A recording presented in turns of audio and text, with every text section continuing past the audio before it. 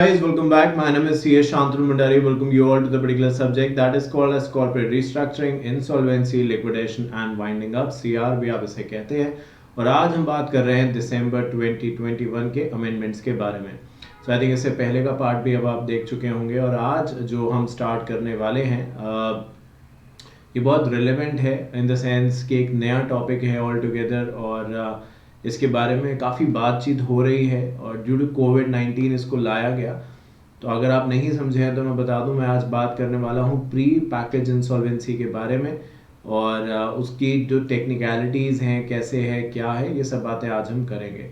तो चलिए बातचीत अपनी करनी स्टार्ट करते हैं. अच्छा, एक चीज़ और है मैं बताना चाहता हूँ, जिन बच्चों ने हमसे इंसॉल्वेंसी का सब्जेक्ट लिया है जो आपके ग्रुप 3 में है ओपन बुक पेपर में न्यू सिलेबस में, वो भी ये देखें बिकॉज वहाँ पे भी यही चीज़ एप्लीकेबल है, क्योंकि ये अगर इंसॉल्वेंसी से रिलेटेड है तो डेफिनेटली वहाँ भी एप्लीकेबल है. तो ये दोनों ही के ऊपर एप्लीकेबल है. जो CR इस समय देख रहे हैं हमारी कंप्लीट क्लासेस, हमारे फास्ट ट्रैक बैच या इंसॉल्वेंसी की कंप्लीट क्लासेस या इंसॉल्वेंसी के फास्ट ट्रैक बैच. तो चलिए अब बातचीत करनी हम स्टार्ट करते हैं और आज जो है नया टॉपिक ऑल टुगेदर स्टार्ट होगा. So this is called as the petition for corporate insolvency resolution process. और इससे पहले इसके बारे में हम कुछ भी बात करें जो आज हम बात करने वाले हैं which is pre package insolvency, थोड़ा सा आपको ये बताना चाहता हूँ कि ये है क्या, बेसिकली ये होता क्या है और कैसे आया, ये क्यों आया, क्या इसकी ज़रूरत पड़ी. हम श्योर हम ये सभी जानते हैं कि IBC 2016 में आया, जो अपने आप में एक बहुत जिसको हिंदी में कहते हैं ऐतिहासिक, तो इंग्लिश में कहते हैं हिस्टोरिकल मूवमेंट था गवर्नमेंट ऑफ इंडिया का कि उन्होंने ऐसा कानून लेके आए वो, बिकॉज इससे पहले जो कानून थे वो अब थक चुके थे, वो चोक हो चुके थे इन द सेंस ये कि उनके अंदर जो इंसॉल्वेंसी के अंदर जो कंपनीज जाती थी, या यूँ मान लीजिए कि कंपनीज की जब हालत ख़राब हो जाती थी, सिक कंपनीज जिनको आप कहते थे, तो उनका रिवाइवल ऑलमोस्ट ना के बराबर होता था और काफ़ी समय लग जाता था. सबसे बड़ी बात है प्लस मल्टीपल्स, आपने जब IBC की आप जो हिस्ट्री है पढ़ेंगे कि IBC कैसे आया और क्यों आया, सो यू रियलाइज़ कि IBC के आने से पहले यही काम जो आज IBC अकेला कर रहा है, उसको करने के लिए हमें एक नहीं बहुत सारे अलग अलग फोरम्स को अप्रोच करना पड़ता था, जिसकी वजह से समय तो बहुत ज़्यादा लगता था. बट आई थिंक उस दौरान जो ना कंपनी है जिसके ऊपर ये सब कुछ किया जा रहा है वो अपनी वैल्यू लूज़ कर बैठती थी और कुछ खास बचता नहीं था क्रेडिटर्स के लिए, चाहे फाइनेंशियल हैं या ऑपरेशनल है, किसी के लिए कुछ खास बचता नहीं था. तो इस चीज़ को ध्यान में रखते हुए IBC जो है वो लाया गया. इसके आने के बाद मतलब इनिशियली तो ये कहा गया था कि इसके आने के बाद सब कुछ बेहतर हो जाएगा, और आज जब 5 साल पूरे IBC को हो चुके हैं तो कुछ बातों पे तो वो खरा उतर रहा है, विच मीन्स कुछ बातों पे तो वो एकदम सही साबित हो रहा है जिस ऑब्जेक्टिव से IBC को लाया गया था. But yes, there are still some scope of improvement जो कि IBC के अंदर करने ज़रूरी हैं.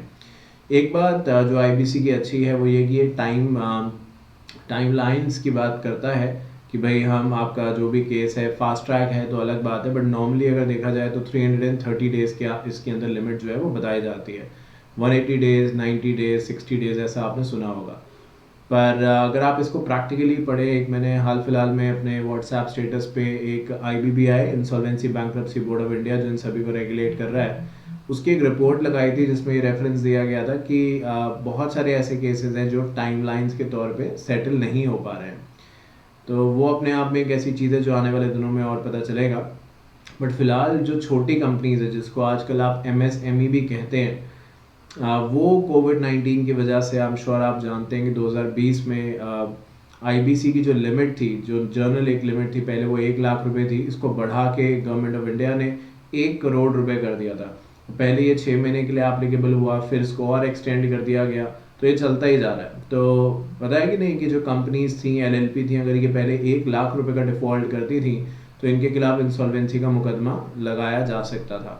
बट जब कोविड-19 शुरू हुआ तो सभी को पता चल गया कि ऐसा होने वाला है. बिजनेस जो है वो ऑब्वियसली एक सबसे बुरे फेज से गुजरने वाले हैं, एटलीस्ट वो वाले बिजनेस जो फिजिकल तौर पे काम करते हैं, not the technological one, because जितनी भी टेक्नोलॉजिकली ड्रिवन कंपनीज हैं उनका तो प्रॉफिट इतना ज़बरदस्त हुआ कोविड-19 के समय कि उन्होंने शायद सोचा भी नहीं होगा. बट एनीवे, तो जो छोटी कंपनीज थी उनको सबसे ज़्यादा खास दिक्कत आई, क्योंकि ना उनके पास कुछ पैसा था, ना उनके पास कुछ साधन थे, या आप कह सकते हैं कि कोई मेजर थे जिससे वो अपने आप को ओवरकम कर सके. तो उन चीज़ों को ध्यान में रखते हुए अब क्या हुआ कि भाई वो कंपनीज डिफ़ॉल्ट करने लगी, बैंकों का पैसा नहीं दे पा रही थी क्योंकि इनफ्लो नहीं था जब उनके पास, तो वो आउटफ्लो कैसे करते, पैसा कैसे वापस करते। तो गवर्नमेंट को ये बात समझ में आ गई कि बहुत ज़रूरी है कि कुछ स्ट्रॉन्ग कदम उठाने चाहिए, स्पेशली छोटी या स्मॉल कंपनीज़ के लिए, एमएसएमई के लिए। तो उन्होंने इस कानून को मंजूरी दी, जो कि इनिशियली ऑर्डिनेंस के तरीके से लाया गया और बाद में इसको एक कानून बना दिया गया है। और इसके बारे में अगर मुझे फर्दर ऐड करना है तो मैं आपको ये बता दूँ, अभी हम नीचे देखेंगे भी कि being a country like India, MSME एक बहुत इंपॉर्टेंट रोल प्ले करता है जीडीपी के अंदर। बट अगर आप ये देखें, ये बिजनेस स्टैंडर्ड के रेफरेंस से, मैंने बिजनेस स्टैंडर्ड न्यूज़पेपर के रेफरेंस से आपके सामने ये रखे हैं डेटा जो है। अगर आप देखें तो कॉन्टिन्यूसली एमएसएमई जो है वो डिक्लाइनिंग फेज पे है। अब इसकी बहुत सारी वजह हो सकती हैं, बट एमएसएमई जो है वो जीडीपी में अबाउट 30% कॉन्ट्रीब्यूट करता है। तो उस सेक्टर को हम मरने के लिए नहीं छोड़ सकते, तो बहुत ज़रूरी था कि उसके रिवाइवल की बात करी जाए। इसीलिए ऑनरेबल फाइनेंस मिनिस्टर ने प्री पैकेज इंसॉल्वेंसी के बारे में बात करी। पहले जैसे कि मैंने इसको कहा कि इसको अमेंडमेंट के तौर पे इंट्रोड्यूस किया गया, ऑर्डिनेंस वगैरह लाया गया और उसके बाद इसको बिल बना के पास करा दिया गया। इसके अंदर जो कंडीशन है वो 10 लाख रुपए के डिफ़ॉल्ट की है। तो जनरली जो अब आप 1 करोड़ रुपए डिफ़ॉल्ट की बात करते हैं, विच इज़ CIRP, वो ना करके यहाँ पे अगर डिफ़ॉल्ट 10 लाख रुपए का होता है या उससे ज़्यादा का होता है, like minimum default is 10 lakh rupees, तो आप प्री पैकेज इंसॉल्वेंसी का सहारा ले सकते हैं। प्री पैकेज इंसॉल्वेंसी की कुछ ऐसी खास बातें हैं जो इसको CIRP से काफ़ी अलग बनाती हैं। पहले तो ये कि ये हर कंपनी के लिए एप्लीकेबल नहीं है, सिर्फ एमएसएमई के लिए एप्लीकेबल है। एमएसएमई भी कौन होते हैं ये हमें समझना ज़रूरी है। मतलब ICSI के जो अमेंडमेंट्स आए हैं वहाँ पे सच एमएसएमई क्या है क्या नहीं ये सब नहीं बताया गया, बट मैंने आपकी फैसिलिटी के लिए एमएसएमई की डेफिनेशन भी यहाँ पे सामने लिख दी गई है। Micro, small and medium enterprise को, कंपनीज को अलग अलग कैटेगरीज में बांट दिया गया है। 3 कैटेगरीज हैं और कैपिटल जितनी इन्वेस्टेड है प्लांट एंड मशीनरी में और जो टर्नओवर है, दोनों के बीच में एंड है और नहीं है। इन दोनों का कॉम्बिनेशन के बेसिस पे आप तय करेंगे कि आपकी कंपनी जो है वो मीडियम स्मॉल या माइक्रो मीडियम स्मॉल या इस कैटेगरी के अंदर फॉल करती भी है या फिर नहीं करती है। अगर आपकी कंपनी इस कैटेगरी के अंदर फॉल नहीं करती है तो आप प्री पैकेज इंसॉल्वेंसी के हकदार नहीं हैं, आपको CIRP के प्रोसेस से ही गुजरना होगा। मतलब आज की जो ये पहली क्लास है जब हम प्री पैकेज इंसॉल्वेंसी के बारे में बात कर रहे हैं, तो मैं इसको इस लेवल से समझा रहा हूँ कि अगर आपकी नॉलेज IBC को लेके, इंसॉल्वेंसी को लेके उतनी अच्छी नहीं है या आप भूल भी गए हैं, तो ये स्क्रैच से हम स्टार्ट कर रहे हैं। आप देख रहे हैं जो मेरी बात है अभी तक प्री पैकेज इंसॉल्वेंसी तक पहुंची नहीं है, उसके आसपास घूम रही है, वहां तक नहीं पहुंची है। बिकॉज मैं एक बार ये मेक श्योर करना चाहता हूँ कि अगर आप बहुत समय के बाद इंसॉल्वेंसी के बारे में आज सुन रहे हैं तो पहले एक बार कुछ बेसिक जो कंसेप्ट है वो आपके दिमाग में रिफ्रेश करा दिए जाएं और उसके बाद ही आप नई चीज़ों के बारे में समझें। तो PPIRP which is pre package insolvency resolution process इन्हीं के ऊपर एप्लीकेबल है। अगर आपकी कंपनी इस क्राइटेरिया के अंदर फॉल नहीं करती है तो डेफिनेटली आप प्री पैकेज इंसॉल्वेंसी का सहारा जो है नहीं ले पाएंगे। तो खैर गवर्नमेंट ने जब ये किया तो इससे बहुत सारी कंपनीज इस डेफिनेशन के अंदर आ गई और माना जाता है कि इस से बहुत सारी नौकरियां प्लस जो अपॉर्चुनिटीज़ हैं in terms of the economy, industrialisation, वो सब कुछ प्रमोट होगा। बट क्योंकि अभी बहुत नया कंसेप्ट है तो इसके रिजल्ट्स आने बाकी हैं और वो जब सामने आएंगे तो और हमें पता चलेगा। तो आइए थोड़ी सी बात अब शुरू करते हैं कि प्री पैकेज इंसॉल्वेंसी के बारे में और यहाँ पे क्या लिखा गया है। बट ये बात आई एम श्योर आपको समझ में आ गई है कि this is not for the normal companies, this is specifically restricted to MSME। And MSME कौन है? मीडियम स्मॉल एंटरप्राइजेस तो हैं ही, माइक्रो स्मॉल मीडियम एंटरप्राइजेस तो हैं ही हैं, पर उसकी डेफिनेशन क्या है वो मैंने अभी आपको एक नीचे चार्ट दिखाया था। ये नोट्स भी आपको ही मिलेंगे, आपके लिए ही बनाए गए हैं, तो आप नोट्स जो आपको मिलेंगे इससे आप वो सब कुछ चीज़ें देख सकते हैं। तो कुछ भी लिखने की जब तक अदरवाइज ज़रूरत ना पड़े, ज़रूरत नहीं है। जो जो यहाँ पे नोट्स में लिखा है वो सभी कुछ आपके लिए लिखा गया और वो आपको मिलेगा। तो चलिए बात करते हैं pre package insolvency resolution process which is PPIRP। तो मैंने ये तो आपको बता ही दिया कि GDP के अंदर कितना इंपॉर्टेंट योगदान है, हिंदी में कहते हैं तो इंग्लिश में कॉन्ट्रीब्यूशन कहते हैं MSME का। MSME आई थिंक ऐसे भी हम समझ सकते हैं, देखो अगर हर कोई नौकरी चाहेगा कि मुझे नौकरी मिल जाए तो देगा कौन नौकरी? नौकरी देने के लिए एंटरप्रेन्योरशिप तो ज़रूरी है। ये जो MSME होते हैं बहुत बड़े स्केल पे काम नहीं करते, बट फिर भी अगर 20, 25, 30, 10, 15 लोगों को भी अगर ये रोज़गार या एम्प्लॉयमेंट देते हैं तो ये अपने आप में बहुत बड़ी बात है। ये किसी बड़ी इंडस्ट्री से कम नहीं है। मतलब कोई भी जो लोग जो यहाँ पे काम करते हैं उनके लिए तो यही बहुत बड़ी कंपनीज हैं। तो MSME का फ्लरिश होना बहुत ज़रूरी है, जो कि हमें यहाँ स्टार्ट से एटलीस्ट 2017 तक के स्टार्ट से नहीं दिख रहा है। ठीक है, आइए देखते हैं। तो कहते हैं micro small and medium enterprise, जिनको MSME भी कहा जा रहा है, critical for the Indian economy. They contribute significantly to the gross domestic product and provide employment to a sizable population.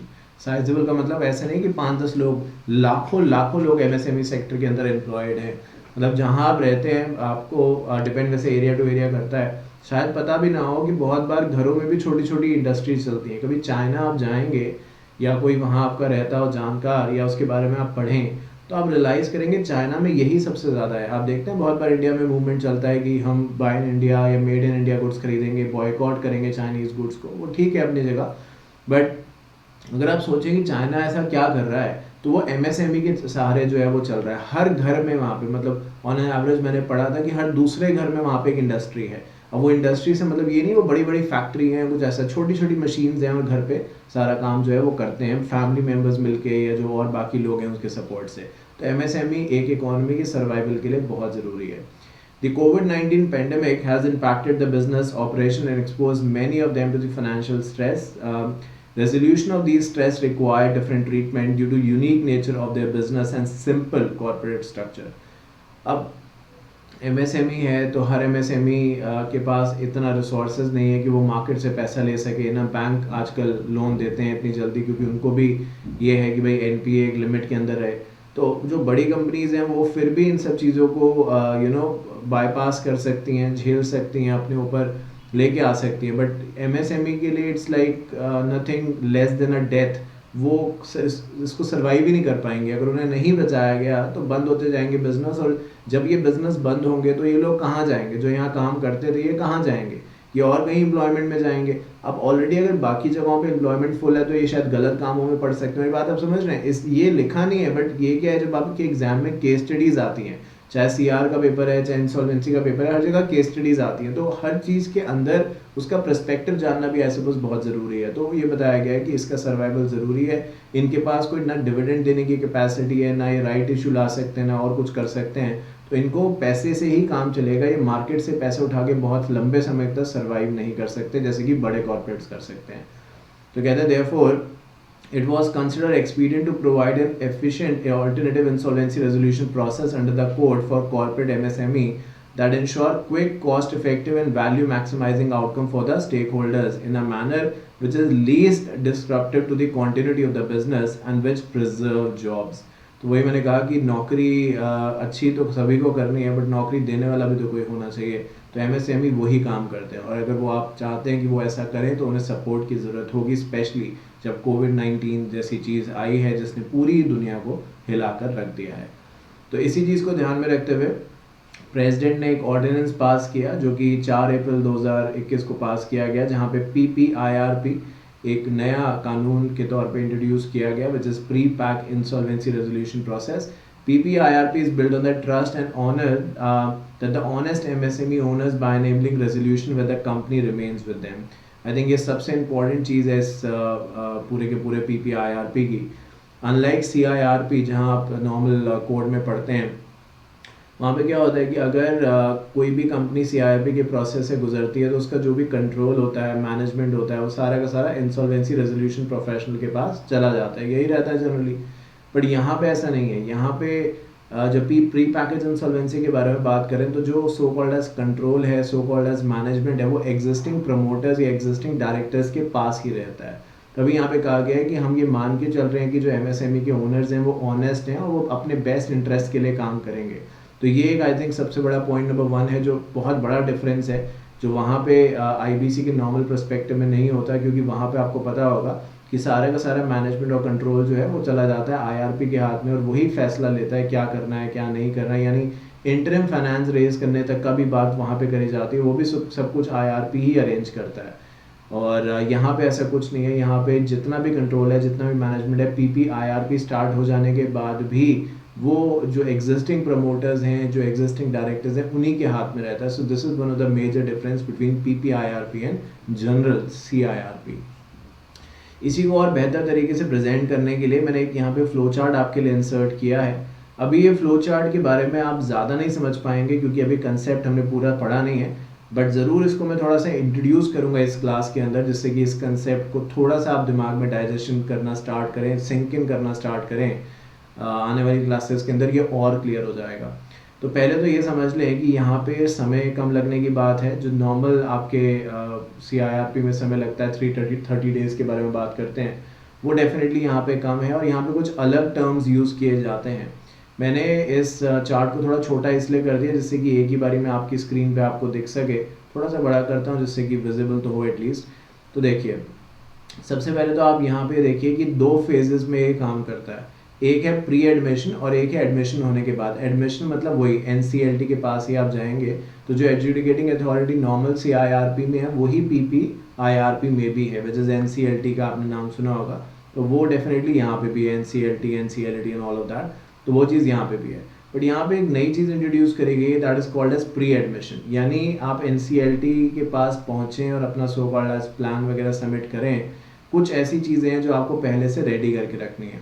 एक चीज़ और जो यहाँ पे बताना चाहता हूँ, डिफरेंस नंबर 1 आपको बता चुका हूँ कि यहाँ पे ओनरशिप एंड कंट्रोल प्रमोटर्स के पास रहता है। अब डिफरेंस नंबर 2 सुनिए। जो pre pack insolvency resolution process है ना, इसके अंदर सिर्फ और सिर्फ कॉर्पोरेट डेटर ही एप्लीकेशन दे सकते हैं। मतलब नॉर्मली आप क्या करते हैं, जब आप CIRP के बारे में बात करते हैं तो आप 3 सेक्शन का रेफरेंस लेते हैं, जनरली सेक्शन 7, 8 एंड 9। या यूँ कह दीजिए वहाँ पे आप ये कहते हैं कि कॉर्पोरेट डेटर है, फाइनेंशियल क्रेडिटर है, ऑपरेशनल क्रेडिटर है, इनमें से कोई भी इंसॉल्वेंसी की एप्लीकेशन फाइल कर सकते हैं। नॉर्मली तो यही होता है। बट PPIRP के अंदर जो इंसॉल्वेंसी के PPIRP के अंदर जो एप्लीकेशन फाइल करी जा सकती है वो सिर्फ और सिर्फ कॉर्पोरेट डेटर की ही तरफ से हो सकती है। जो फाइनेंशियल क्रेडिटर्स हैं, ऑपरेशनल क्रेडिटर्स हैं, वो MSME को PPIRP में नहीं ले जा सकते। सिर्फ और सिर्फ only and only corporate debtor ही अपने खिलाफ PPIRP जो है उसकी शुरुआत कर सकता है। तो this is the difference number 2। अब ये चीज़ें इस नोट्स में कहीं नहीं है, बट आपको बताता जा रहा हूँ। क्लास का फ़ायदा यही है कि आप चीज़ें समझते भी जा रहे हैं और नोट्स में जो लिखा है उनकी भी इंटरप्रिटेशन मैं आपको यहाँ पे बताता जा रहा हूँ। ऐसे डिफरेंसेस आपको और जगह जगह गिनाता रहूँगा, तो आप चाहें तो ये डिफ्रेंसिएशन लिख सकते हैं, क्योंकि कंपनी सेक्रेटरी के पेपर में ये कंसेप्ट सबसे पहली बार अभी इंट्रोड्यूस हुआ है और इस बार ये एग्जाम में आने के चांसेस इसके काफ़ी ज़्यादा हैं, क्योंकि ये नया कंसेप्ट है ऑल टुगेदर। मैं ये तो नहीं कहता इसके अंदर बहुत कुछ आएगा या काफ़ी ज़्यादा मार्क्स का आएगा, तो मुझे ये ज़रूर लगता है कि इसके बारे में कुछ ना कुछ ज़रूर पूछा जा सकता है, बिकॉज रिलेटिवली न्यू कंसेप्ट है और डेफिनेटली इसके बारे में काफ़ी आजकल बात भी हो रही है। तो खैर, ये समझ में आ गया डिफरेंस नंबर 2। अब बढ़ते हैं यहाँ पे जो प्री एडमिशन में चीज़ें लिखी हैं। तो आप देखेंगे कि जो बातें यहाँ पे कही गई हैं, एक एक करके देखें कि ये म्यूचुअल अंडरस्टैंडिंग है, लिस्ट ऑफ क्रेडिटर्स। एक बार पढ़ रहा हूँ, मैं सब समझाऊंगा, बिल्कुल भी टेंशन ना ले। Identification of the IP to act as RP, declaration of majority of directors, shareholding resolution, consent of the majority of unrelated FCs मतलब financial creditors, report of RP, application of to AA यानी educating authority, updated list of claims, preliminary, ये एक नई चीज़ है, preliminary information memorandum. आपको याद होगा CIRP में आप सिर्फ इन्फॉर्मेशन मेमोरेंडम, कुछ याद है, information memorandum, resolution applicant, resolution plan, ऐसी कुछ बातें करते हैं। रेजोल्यूशन प्लान के बारे में आपने हम श्योर सुना होगा वहाँ पे। तो प्रिलिमिनरी इन्फॉर्मेशन मेमोरेंडम यहाँ पे एक अलग चीज़ है। अदर देन दैट यहाँ पे एक और चीज़ है जिसका नाम है बेस रेजोल्यूशन प्लान। ये भी एक ऑल टुगेदर नई चीज़ है जो कि आपको नॉर्मली CIRP में देखने को नहीं मिलती है। अब मैं आपको बता देता हूँ इन टर्म्स के अंदर क्या है, मतलब इनका मतलब क्या है। देखो, अगर किसी भी चीज़ को टाइम बाउंड तरीके से ख़त्म करना है तो वो वेल मैनेज होनी चाहिए, ठीक है। अब एग्जाम्पल ऐसे समझो कि आपको अगर अपने घर पे आप बाहर से आते हो, ठीक है, आप थक के आते हो ट्रेनिंग से, जॉब से, बाहर घूमने शॉपिंग करने गए, कुछ भी, आप घर पे आए, आपने अपनी कार की चाबी या स्कूटी कुछ भी है उसकी कीज़ जो है वो कहीं पे भी रख दी, तो समय आने पे एकदम से अर्जेंसी होगी तो शायद नहीं मिलेगी, तो क्या समय ज़्यादा जाएगा, इधर ढूंढेंगे, उधर ढूंढेंगे, उधर ढूंढेंगे। पर अगर आपको पता है कि मैं कहाँ रखता हूँ और हमेशा वहीं पे रखते हैं, तो कभी भी जल्दी होगी, तुरंत आपको पता है कि कीज़ कहाँ पे पड़ी है, तो समय बचेगा और तुरंत वो कीज़ लेके आप अपना व्हीकल स्टार्ट करके जा सकते हैं। ये एग्जाम्पल इसलिए दे रहा हूँ क्योंकि यहाँ पे हमें समय के अंदर रहते हुए काम करना है, और अगर हमें with in the time frame काम करना है जो अभी हम बात करेंगे, तो बहुत ज़रूरी है कि सारा डॉक्यूमेंटेशन, सारा प्रोसेस पहले से कंप्लीट हो जाए, एटलीस्ट इनिशियली। तो यहाँ पे हम यही कह रहे हैं कि इससे पहले NCLT के पास जाएं, जो कॉर्पोरेट डेटर है वो क्या करेगा, अपना एक बेस रेजोल्यूशन प्लान तैयार करेगा। क्या तैयार करेगा? Base resolution plan. ध्यान से समझ में, बेस रेजोल्यूशन प्लान और कुछ नहीं है। बेस रेजोल्यूशन प्लान बेसिकली वो आइडिया है जिससे कि कॉर्पोरेट डेटर समझता है कि वो इस कंपनी को जो एमएसएमई है उसको इंसॉल्वेंसी के प्रोसेस के ज़रिए अपने आप को बाहर निकाल सकता है, अपने आप को रिवाइव कर सकता है। So similar to a resolution plan जो आप नॉर्मली सीआईआरपी में सुनते हैं, पीपीआईआरपी में उसी चीज़ का नाम यहाँ पे बेस रेजोल्यूशन प्लान है, जो आप पहले से रेडी करके रखेंगे। आप मतलब कॉर्पोरेट डेटर, क्योंकि मैंने ऑलरेडी क्लैरिफाई कर दिया कि फाइनेंशियल क्रेडिटर्स जो हैं या ऑपरेशनल क्रेडिटर्स हैं वो एमएसएमई को पीपीआईआरपी में लेके ही नहीं जा सकते, तो वो बात ही खत्म हो गई। तो यहाँ पे सिर्फ एक ही सेक्शन, यहाँ पे जो सेक्शन है ना वो जनरली सेक्शन 53 एंड अबव जो सेक्शन है वो एप्लीकेबल होंगे, इम्प्लीमेंट होंगे, अभी हम वो देख लेंगे। बट नॉर्मली जो 2-3 ऑप्शंस रहते हैं वो ना होकर सिर्फ कॉर्पोरेट डेटर ही अपने खुद के खिलाफ एमएसएमई में कार्रवाई कर सकता है, अपने आप को एमएसएमई में लेके जा सकता है। तो कॉर्पोरेट डेटर अपने आप अपने हिसाब से जो बेस्ट तरीका है वो सोच के एक प्लान तैयार करता है, उसको बेस रेजोल्यूशन कहते हैं। जब बेस रेजोल्यूशन प्लान उसका तैयार हो जाता है तो फिर उसके बाद वो क्या करते हैं, इस बेस रेजोल्यूशन प्लान को एडजुडिकेटिंग अथॉरिटी यानी एनसीएलटी के सामने पेश करते हैं, प्रेजेंट करते हैं।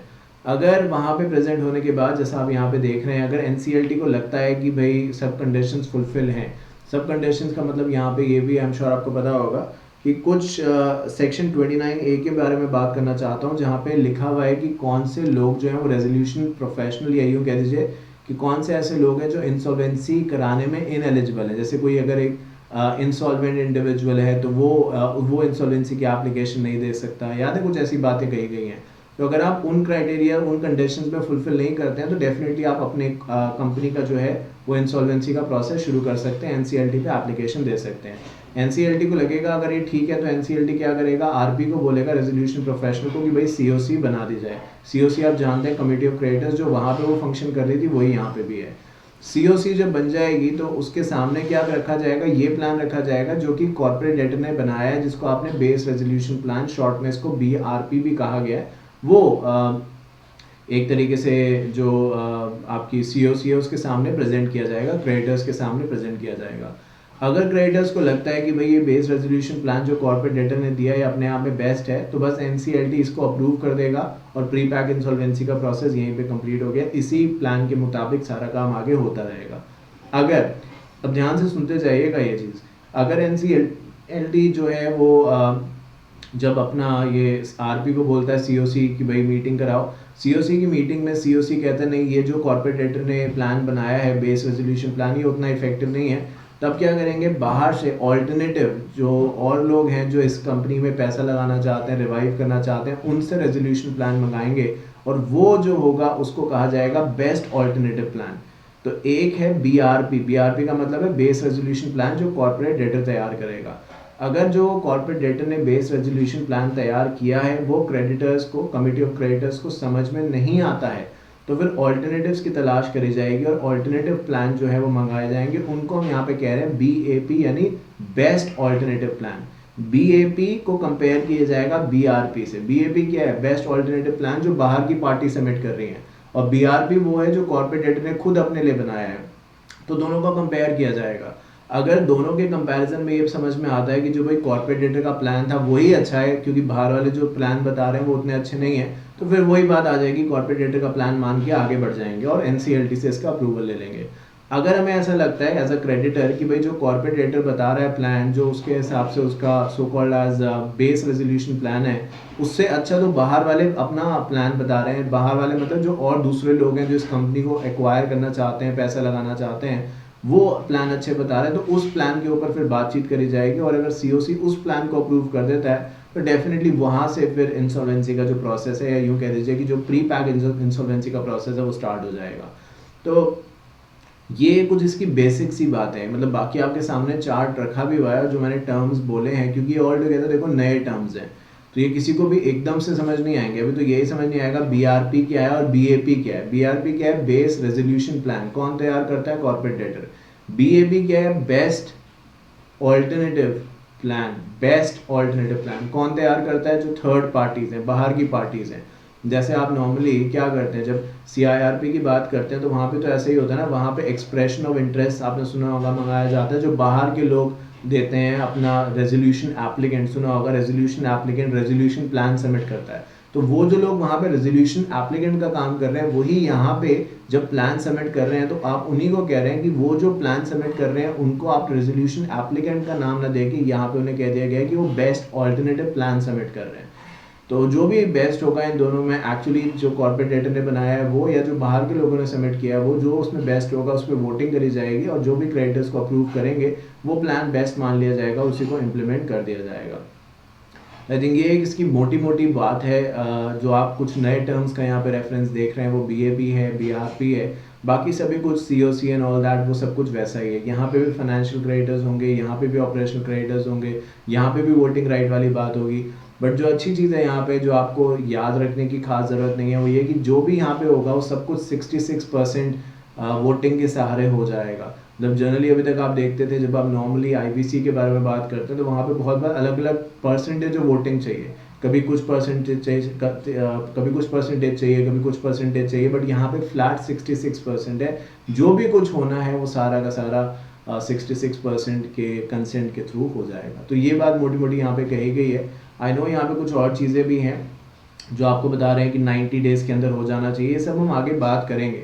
बट जैसे कि मैंने कहा ये चार्ट मैंने इसलिए आपके सामने आज रखा है जिससे कि कुछ टर्म से आप वाकिफ़ हो सकें, अवेयर हो सकें, और जैसे जैसे आगे बढ़ेंगे तो इन्हीं टर्म्स का मैं अभी रेफरेंस लूँगा और आपको समझाऊंगा कि भाई देखो मैंने उस समय कहा था BRP, उस समय कहा था BAP, तो यहीं से आपको उन चीज़ों का मतलब जो है वो कोरिलेट करना है। ठीक है, बढ़ते हैं आगे। तो अब बात हम करते हैं कि भाई MSME ऊपर बात कर रहे थे कि MSME के ऊपर प्री पैक इंसॉल्वेंसी एप्लीकेबल है। तो ये भी समझ लें कि MSME होती क्या है और ये जो प्री पैक इंसॉल्वेंसी है ये कितने अमाउंट पे ट्रिगर होगा। जैसे पहले हम बात कर रहे थे कि नॉर्मल इंसॉल्वेंसी प्रोसेस 1 लाख के डिफ़ॉल्ट पे ट्रिगर होता है, जिसको कोविड की वजह से, गवर्नमेंट का तो यही कहना है कि कोविड की वजह से हमने बढ़ा के 1 करोड़ कर दिया। पर जो मेरी इंसॉल्वेंसी की डिटेल क्लासेस हैं, आप ये आई एम श्योर अच्छे तरीके से जानते हैं कि हमारे पास सारे ही सब्जेक्ट्स अवेलेबल हैं, एंड नॉट ओनली सारे सब्जेक्ट्स अवेलेबल हैं 1 to all, बट सारे सब्जेक्ट्स के फास्ट ट्रैक भी अवेलेबल हैं, और एग्जीक्यूटिव भी पढ़ाना शुरू कर दिया, वहाँ पे भी 2-3 सब्जेक्ट्स में कंप्लीट कर चुका हूँ। तो आई एम थिंकिंग कि अब नेक्स्ट मुझे क्या करना है। तो वहाँ पे भी आप देखेंगे मैंने इस बात पे थोड़ा सा अपना डिसएग्रीमेंट दिखाया है एज एन इंडिविजुअल ओपिनियन कि 1 करोड़ से लिमिट बढ़ा के 1 लाख से लिमिट बढ़ा के 1 करोड़ कर देना, आई थिंक ये बहुत बड़ी बात है। क्योंकि जो पहले बड़े बड़े लोग थे, मतलब जो रिच हैं, जिनके पास पैसा काफ़ी है, वो तो अपना काम कर ही लेते हैं, वो तो सेटलमेंट कर ही लेते हैं ना कैसे। बट जो छोटे लोग हैं जिनके पास लिमिटेड रिसोर्सेज हैं, शायद IBC इसलिए आया था कि वो उनकी मदद कर सके। बट जब ये थ्रेशोल्ड 1 लाख से बढ़ के 1 करोड़ तक कर दी गई, और अगर मैं 1 करोड़ से नीचे पैसा लेना चाहता हूँ कंपनी से, तो मेरे लिए फिर इंसॉल्वेंसी में जगह नहीं है, मुझे तो फिर से वही करना पड़ेगा, सिविल कोड, क्रिमिनल कोड जो पहले करा करता था। तो छोटे इन्वेस्टर्स का ध्यान जो है वो शायद गवर्नमेंट रखना लगता है भूल गई है। वी नेवर नो, आने वाले दिनों में हो सकता है लिमिट को वो कम कर दें, बट फिलहाल तो 1 करोड़ की लिमिट है। तो ठीक है, अब बात आगे करते हैं। PPIRP is available for resolution of stressed corporate MSME. It is available as an alternative option should the stakeholder like to use it. It is informal up to the point and formal thereafter. It blends, देखिए वही बात यहाँ पे लिखी है, it blends यानी combine करता है debtor in possession and creditor in control. Debtor in possession क्या हुआ, ऊपर बात हमने क्या बताई थी, सबसे पॉइंट नंबर 1 जो आपको मैंने बताया था प्री पैक इंसॉल्वेंसी और CIRP में अलग है, वो ये कि प्री पैक इंसॉल्वेंसी के अंदर जो कंट्रोल है, ओनरशिप है, वो सब कुछ किसके पास रहती है, जो एग्जिस्टिंग कॉर्पोरेट डेटर के प्रमोटर्स है, जबकि CIRP में ये इंसॉल्वेंसी रेजोल्यूशन प्रोफेशनल के पास चला जाता है। याद है, ये सब बात अभी बताई थी।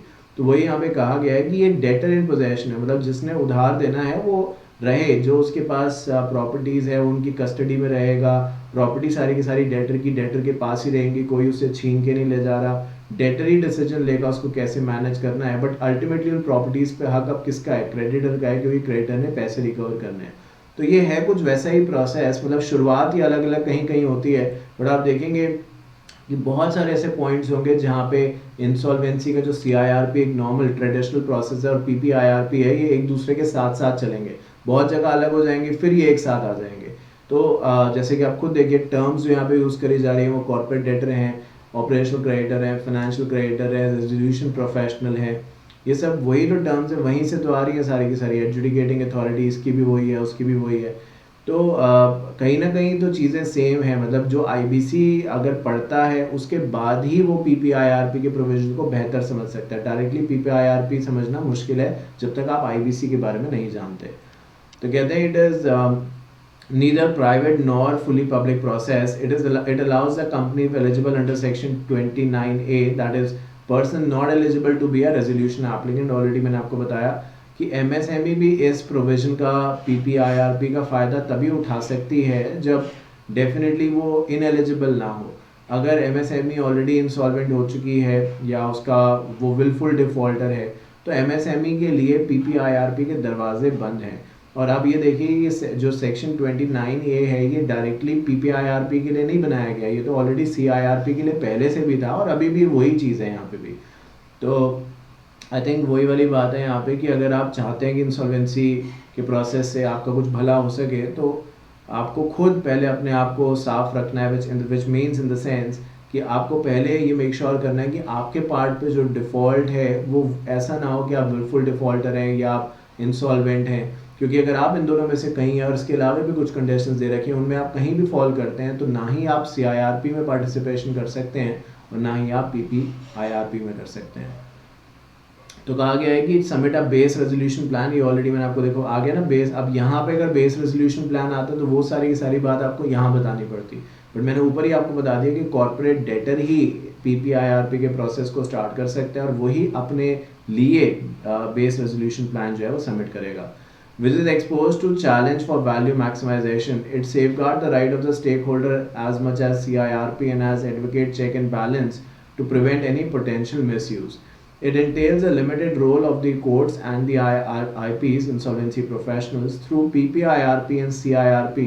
Though PPIRP and CIRP are the alternative options, some stakeholder may prefer one over the other in certain circumstances.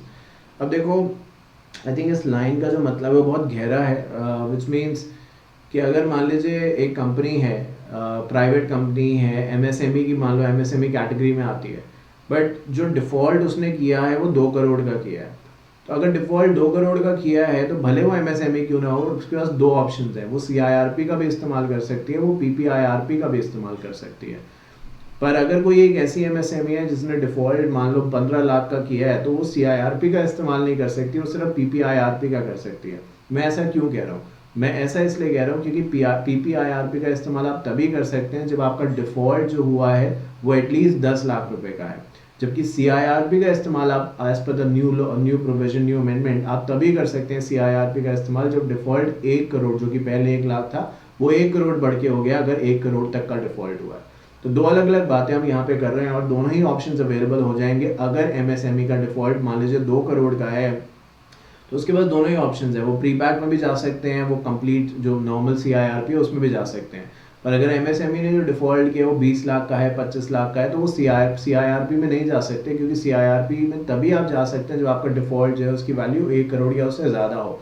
और आपका डिफ़ॉल्ट हुआ है 20 से 25 लाख का, मान लीजिए 20 लाख का ही हुआ है, चलिए 25 लाख का, तो आप 1 करोड़ से बहुत दूर है। तो आपके लिए जो ऑप्शन बचता है वो आप प्री पैक इंसॉल्वेंसी में आ सकते हैं, क्योंकि प्री पैक इंसॉल्वेंसी जो है वहाँ पे सारे वो केसेस एंटरटेन करे जाएंगे जहाँ पे डिफ़ॉल्ट 10 लाख या उससे ज़्यादा का है। तो यहाँ पे जो थ्रेशहोल्ड है पीपीआईआरपी इम्प्लीमेंट करने की वो 10 लाख एंड अबव है, जबकि सीआईआरपी की जो थ्रेशहोल्ड है वो बढ़ा के जैसा आप जानते हैं 1 करोड़ कर दी गई है।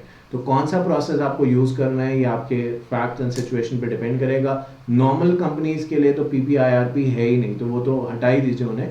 जो बड़ी कंपनीज हैं उनके लिए तो सीआईआरपी ही है, बट जो एमएसएमई है और जिनका डिफ़ॉल्ट दोनों ही कैटेगरीज में आता है, यानी जैसे मैंने बताया कि मान लीजिए 1.5 करोड़ का डिफ़ॉल्ट है तो भाई 10 लाख के ऊपर है तो मैं पीपीआईआरपी में भी जा सकता हूँ, और 1 करोड़ के ऊपर डिफ़ॉल्ट क्योंकि 1.5 है तो 1 करोड़ के ऊपर है तो मैं सीआईआरपी में भी आ सकता हूँ। तो ये मेरी मर्जी है एमएसएमई की वो कहाँ पे जाना चाहती है, या उसके क्रेडिटर्स की मर्जी है कि उस एमएसएमई को वो कौन से डायरेक्शन में लेके जाना चाहते हैं। एमएसएमई है क्या, ये भी हम नीचे अब देखने वाले हैं।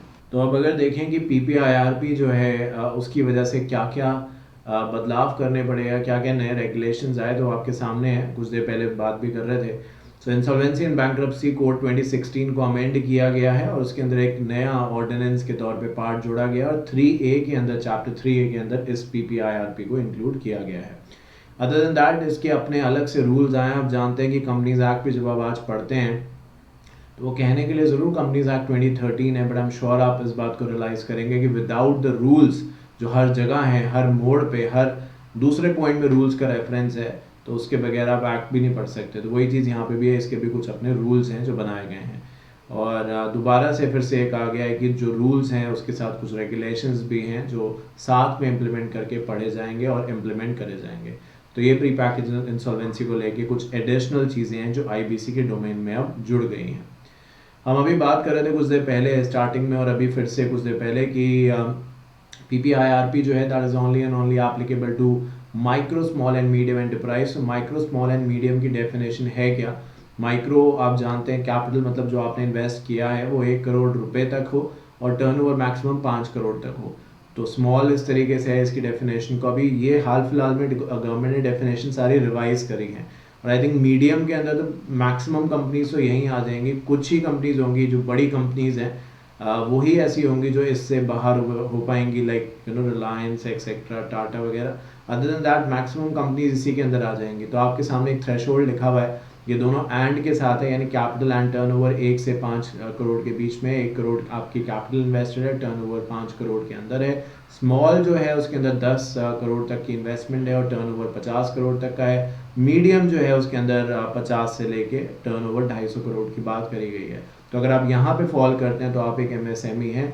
उद्यम रजिस्ट्रेशन आपको पता होगा, उद्योग रजिस्ट्रेशन, उद्यम रजिस्ट्रेशन वो लेना मैंडेटरी है, क्योंकि जब आप ये अप्लाई करेंगे ना तो आपको उसके डॉक्यूमेंट्स भी साथ में अटैच करने पड़ेंगे कि हम MSME का पार्ट है और हमारे पास इसका रजिस्ट्रेशन है।